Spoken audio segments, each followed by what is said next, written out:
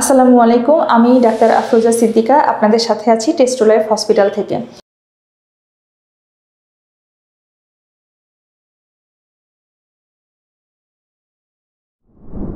আজকে আবার চলে আসলাম একটা প্রশ্নোত্তর পর্ব নিয়ে। চলুন শুরু করি। একজন লিখেছেন, ম্যাডাম, আমার স্ত্রীর বাচ্চা প্রসবের 15 দিন পর্যন্ত পর্যাপ্ত পরিমাণ বুকে দুধ ছিল, হঠাৎ করে দুধ শুকিয়ে গেছে।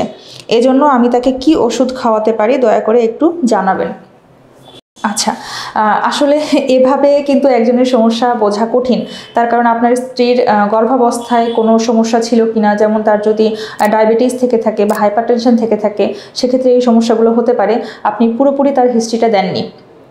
যাই হোক, যেহেতু সমস্যা হয়েছে, এই সমস্যার জন্য যেটা করা যায় সেটা হচ্ছে যে ডমপেরিডন ওষুধ তাকে দেওয়া যেতে পারে। দিনে 3 বেলা 2টো করে খেতে পারে।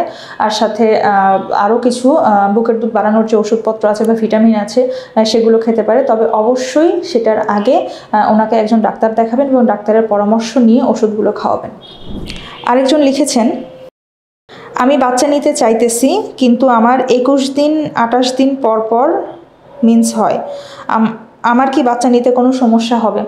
আপনার মাসিক যদি রেগুলার থাকে, মাসিকে কোনো সমস্যা না থাকে, আপনার হাজব্যান্ডের যদি কোনো সমস্যা না থাকে, তাহলে অবশ্যই আপনারা প্রেগন্যান্সি প্ল্যান করতে পারবেন। তবে প্রেগন্যান্সি প্ল্যান করার আগে অবশ্যই একজন ডাক্তার দেখিয়ে যদি একটু পরীক্ষা নিরীক্ষা করিয়ে নেন যে কোনো সমস্যা আছে কি না, তাহলে ভালো হয়।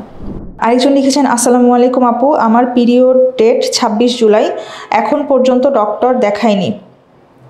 কিছুদিন যাবৎ দেখতেছি আমার কোমরের বাম পাশে দাউদের মতো প্রথমে চুলকায়, তারপর আস্তে আস্তে দাউদ হয়ে যায়। আমার সারা শরীরে প্রায় দেখা দিচ্ছে। আমি চাচ্ছি 1 মাস পর ডক্টর দেখাতে। এখন আমি কি করব? একটু সলিউশন দিবেন প্লিজ।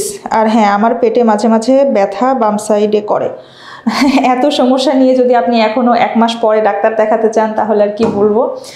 তবে আমার মনে হয় যে কোনো প্রেগন্যান্সিতে যে কোনো সমস্যা নিয়ে ঘরে বসে না থাকাই ভালো। যেহেতু আপনার দাউদের মতো সমস্যাটা হচ্ছে এবং এগুলো কিন্তু ধীরে ধীরে আরও বেশি বেড়ে যায়, যেমন এখন গরম এবং মাঝে মাঝে বৃষ্টি হচ্ছে এবং এর সাথে সাথে পরিবেশেই কিন্তু এই সমস্যাগুলো বেশি হয়।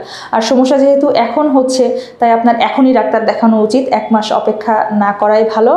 তাই আমি বলবো আপনি অবশ্যই একজন ডাক্তার দেখিয়ে নেবেন এবং ডাক্তারের পরামর্শ মতো ওষুধ খাবেন। ধন্যবাদ।